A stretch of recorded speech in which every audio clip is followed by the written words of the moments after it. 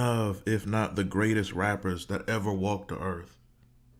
Rakim, one of, if not the greatest hip hop artist of all time. Legendary, iconic, monumental contributions. But the downfall of Rakim's career, and when I say downfall, I don't mean Vanilla Ice where you're at this peak and then you just crash. I don't mean Hammer where you're everywhere and then you bankrupt. I mean downfall as far as what a lot of 80s legends suffered from in the 90s and in the 2000s. Meaning when a Rakim, a Eric B. and Rakim, a Melly Mel, a Kumo D, LL, countless names, Just Ice, whoever. In the 80s, hip hop wasn't seen as a business. It wasn't seen as something that's going to be long term. It was seen as a fad by white and Jewish people. And to black people who were in it, it was just something they enjoyed, and it was a cultural experience. But no one was thinking 20, 30, 50 years down the line. So certain roots were not planted, certain seeds were not planted for longevity. And also, when you begin something, things have to play out. You just don't see the future or see things. It's easy now to, if you start a rap career, you can say, okay, I want to be here, here, and here in a year, in 5 years, and 10 years. It's easier to do that now. It was easier to do that in 95 or 98 or 2005 I see how this is and where it could go and where I could take it. It wasn't like that in the 80s.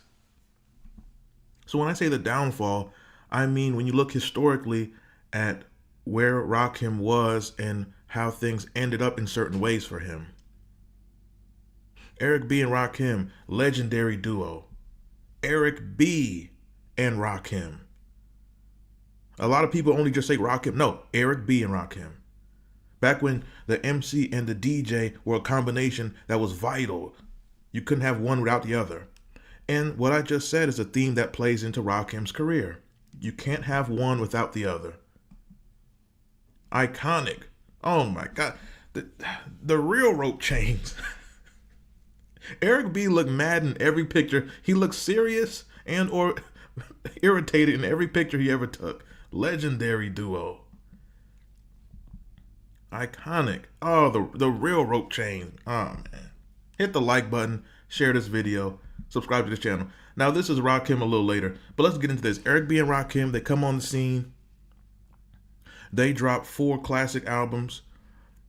Paid in Full, Follow the Leader, Let the Rhythm Hit 'Em, Don't Sweat the Technique. I'm not going to, get all into those albums as like a review or anything, but they put out 4 albums that stood the test of time, that influenced everyone that came after them. Without Rakim, there is no Tupac, Eminem, Jay-Z, Nas, Biggie. A lot of people you like, they would not exist the way they did if it was not for Rakim, amongst others. That 80s era, the 70s and 80s era, the foundation, without that era, there is no hip-hop. The 80s is the greatest hip-hop ever.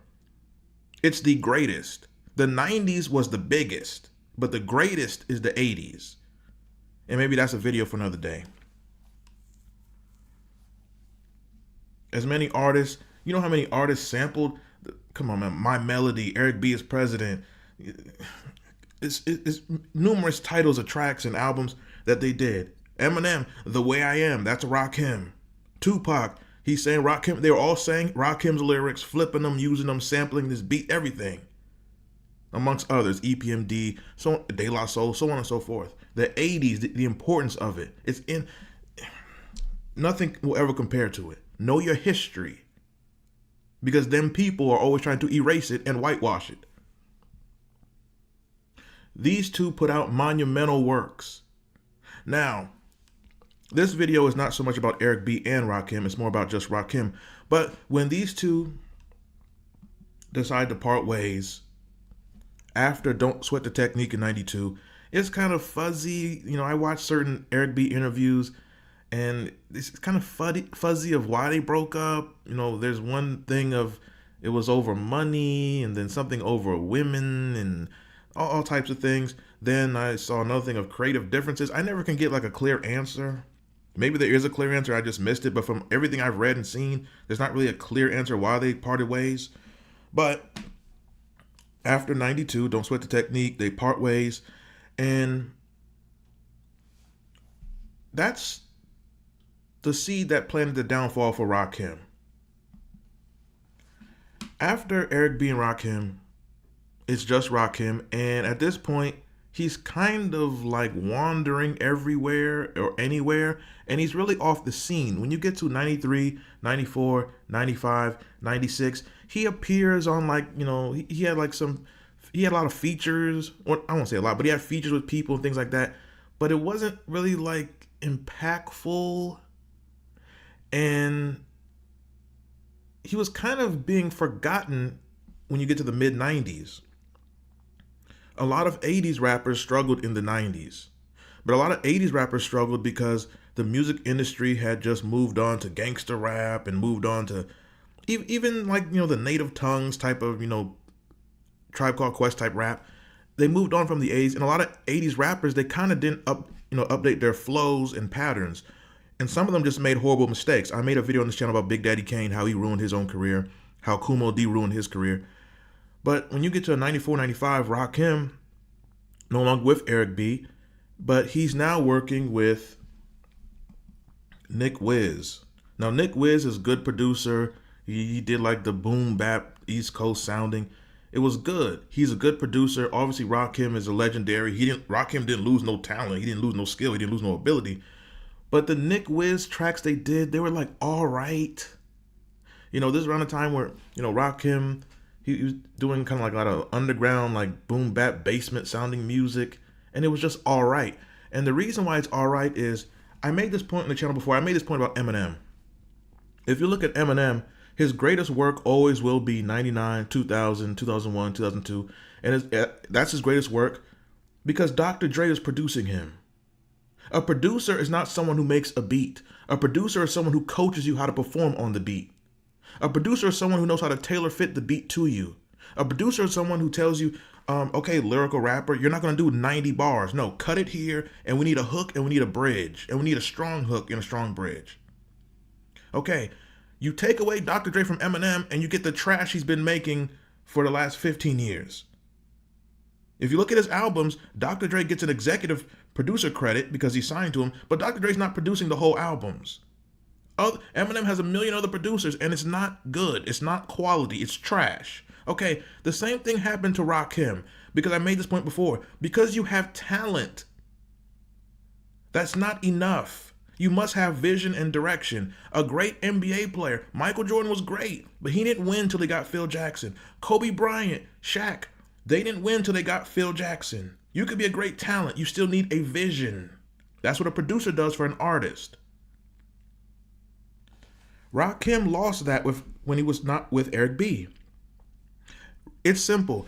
Rakim does not sound the same. He does not sound right. He's not at his highest quality if Eric B is not producing him. And Eric B said this. Eric B did a great interview on Queen's Flip years ago, and Eric B said the same thing I said. He said he loved Rakim. They were close. They did iconic, legendary things. But even he said, when he talked about Rakim's music, he said, when Rakim left me, his music just don't feel the same. And that's true. They were a great combination. There's something Rakim is missing in his music when Eric B is not there. And he was missing it with Nick Wiz. And he was missing it later on when he went to Dr. Dre. And him and Dr. Dre, I documented that on this channel a couple of times. Dr. Dre wanted Rakim to do gangster rap. Rakim was not going to do that. He wanted Rakim to cuss. And I think I saw something where he wanted Rakim to dress like Shaft because like Shaft had just came out. And then Rakim was bald. So I want you to wear, yeah, it's Dr. Dre. Yeah, Rakim. The awe. Yeah, what's going on? Yeah, it's Dr. Dre. Rakim, yeah. I want you to talk like Eazy-E on this record. Yeah. I want you to put on the leather trench coat. Yeah. Like he wanted him to do that. And Rakim was not going to change his look. He was not going to start being a gangster rapper in 2002. That was always funny about Dr. Dre. When Dr. Dre left Death Row, he went on like this interview promotional campaign about, we need to change from gangster rap and do something different. And then he tried that on Aftermath Presents and it bombed. And then 2001 was right back to gangster rap. And then he sold like 8 million off that. But anyway, so he wasn't going to do that. So it's not about talent. You went to Dr. Dre around Dr. Dre's resurgence and it still didn't work. And if you know, the 50 Cent Get Rich or Die Trying, a lot of those beats were for Rakim. Heat was for Rakim. I think High All the Time was for Rakim. A lot of those songs were for Rakim and for D12, and they turned them down. So there's something special that he had with Eric B that he's never had since. And that led to the downfall of Rakim's career. And once again, not downfall as far as financially or even talent or things like that, but downfall meaning he didn't make his high quality art anymore. He made solid songs. He made some solid albums. But Rakim is, when you're a great talent, your work cannot be less than your talent. You're a great talent, you have to have great work, or it's a waste. Rakim, from the mainstream side of music, from being totally in the public eye, he's out of that in 92, and then 97 he comes in, he signs to Universal, and Rakim was the first rapper to ever get $1 million rap contract in 97. So he comes back, the 18th letter, which is the R, and this is a very good album. It's a good album, but it's not those first four Eric B and Rakim albums. 99, The Master, once again, good album. These two albums these are good albums. They're not great like the first four were, because there's something that's missing. There's a certain chemistry, there's certain continuity, there's certain soul, substance, essence that these two had as a combination. Rakim worked with Premier. He worked with top producers, but there's something greater that you must have than just this person's great and you're great. There's something missing. You fast forward into the 2000s. Rakim, at some point, he gets to Dr. Dre. It doesn't work out. They have creative differences. I've documented that on this channel. If you go on this channel, let me see if I can pull the video up. Hit the like button. Make sure you share this video to someone who's into Rakim and 80s hip hop, things like that. Make sure you subscribe to all my channels. XDN wins. Let me just go in here. If you go on my channel, let me see here. I believe it's right here. Yeah, here it is. If you check out this video, check out this one, 50 Cent's Ghostwriter and Eminem's Weirdo Habits. But if you check out this video, Rakim's beef with Dr. Dre and Nas, this is a great video. Check this one out, where I document things in some greater detail about Rakim and Dr. Dre's differences. So right here, when you get past, that was around 02. When you get to 03, 04, 05, Rakim, he's still, working on music, but he's not really putting anything out. He's doing features. He has a lot of obscure things. A lot of the 80s MCs, they were kind of, going back to the 90s a little bit, a lot of the 80s MCs, they were kind of shunned by 90s artists. Not completely. You had Coogee Rap. He did Fast Life with Nas. But a lot of them were shunned by the newer artists. And they were, more importantly, they were shunned by labels. So a lot of 80s MCs, they started working with overseas rappers. LL, Rakim, a lot of the 80s rappers, they started working with Japanese artists in Germany, France, Italy, all over the world, because a lot of the current American top rappers, they weren't reaching out or whatever the case for the most part. So Rakim's doing a lot of, underground, obscure things. If you know, if you're following him, you're following him. One of my favorite songs he did a song called Once Upon a Rhyme in Japan. Fire. But anyway, around the 06, 07, 08, I remember I was in high school this time, and I remember hearing Rakim was working on a new album, and I was excited. Rakim, legendary, iconic MC, a new album. They said it's going to probably be his last album. So at that time as a teenager, I'm thinking, this is Rakim, a new album, his last album. He's going to put in a hell of an effort, things like that. But, and I might be wrong on this, but I feel like, the album was Seventh Seal, which for some reason on the spot. I remember thinking it was supposed to come out in like '07 or '08, but I just remember it being pushed back. Maybe I'm wrong on that. I might be confusing with someone else, but I feel like Rakim was supposed to come out in '07 as like, the 20 years since Paid in Full with Seventh Seal. But then I just feel like it kept getting pushed back. I'm not. I have to. I might be wrong on that one. But in the meantime, he would get. He was doing certain. He was making his rounds. And I remember seeing him when 2K, when we get to video games, 2K Sports announced they had a new football game, All Pro Football 2K8, and then Rakim was a big part of the promotion because it was like an old school football game with a lot of 80s, 90s. So they played with that as far as the music soundtrack and got Rakim on it.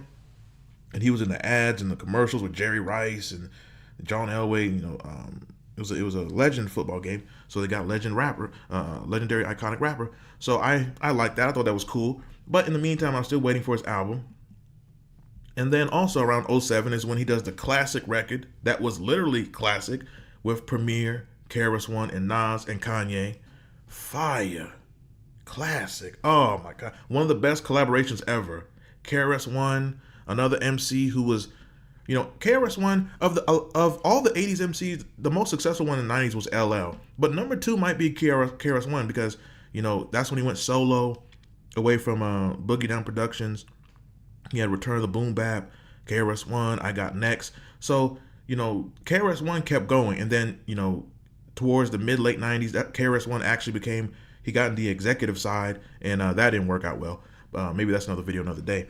But by '07, KRS-One, to this day, when you have forget talent, when you have real substance, when you have real anointing, when you have a ministry, you don't lose that. That's why the best rappers to this day are in their 40s, 50s, some of them in 60s now. Ice-T is 60. He raps better now than he ever did in the 80s. I heard it. Rakim in 2024, he did a song with Corrupt. Rakim is still better than everybody. KRS-One is still one of the best live performers. Did you see him on Versus? Oh my God. And then of course Nas, he's the definition of aging well. Nas always sharp. Premier is another one. I might have a similar video about Premier. Premier on best producer ever in hip hop by far. Not Dr. Dre. Dr. Dre, he took a lot of people's beats and put his name on it. It wasn't him. A lot of them beats he did not do. Anyway, the best is Premier. But even Premier kind of had the same little thing of, when you get to like mid 2000s, Premier, his beats don't sound the same. You get to 2010, 2012, it don't sound the same. I think now in the last few years, his beats picked up again. He did some work with Griselda, certain artists. But when they did this record Classic with Kanye West, I don't know why Kanye West is missing from the picture. But this was another great showing of Rakim is still Rakim. And this song had me hyped again for his album. And then he finally put out Seventh Seal. And I want to say this album was 2009. Let's see. Let's just look at it here. Yeah. It says it came out November 2009. For some reason, I remember thinking this. Okay, so according to Wikipedia, we'll just read this. The original title for this album was Oh My God, with the original release date set for 2002. But Rakim left Dr. Dre's Aftermath record label and the project was shelved. So that's what I meant by he wanted. So this album would have had I think this album would have had the a lot of the Get Rich or Die Trying beats on it, but he just didn't want to make the type of lyrics Dr. Dre wanted. So and then let's see. After leaving the label, Rakim began recording new songs for the album, and Dre allowed him to keep the songs that originally produced. In 2007, Rakim decided to record completely new songs for the album. All right. So this album finally comes out in 2009, and I remember hearing it and just being horrifyingly disappointed in it. I thought this album was so bland. He did have Nick Wiz on it, and I already mentioned him earlier. Neo the Matrix. He has some good beats at the time. I think Neo the Matrix. I think he worked with Mano. For some reason, I'm thinking he worked with Mano heavily. I don't know. Jake One, good producer. Knots, great producer. Oh my God, the work Knots did with Busta Rhymes, man. Another Virginia legend. Ty Fife. But I remember this album being like so boring and bland, and I was disappointed by this album. And once again, this album proved without Eric B. Rakim is not the same. He's just not. But Rakim, still a legend, still an icon, one of, if not the greatest MCs of all time. But his career did reach certain, it didn't stay at the peaks it was, and I think a lot of it was because of certain decisions with who he worked with and who he didn't work with for a long stretch of time. But Eric B and Rakim, they reunited a few years ago at the Apollo. That was a beautiful video. You can find it on YouTube, and from what I know, they're back on good terms. With that said, XDN wins. I'm up out of here. If you enjoyed this content, like the video, share the video, subscribe to this channel. You can also donate to the Cash App. It's $XDN online. I'm up out of here.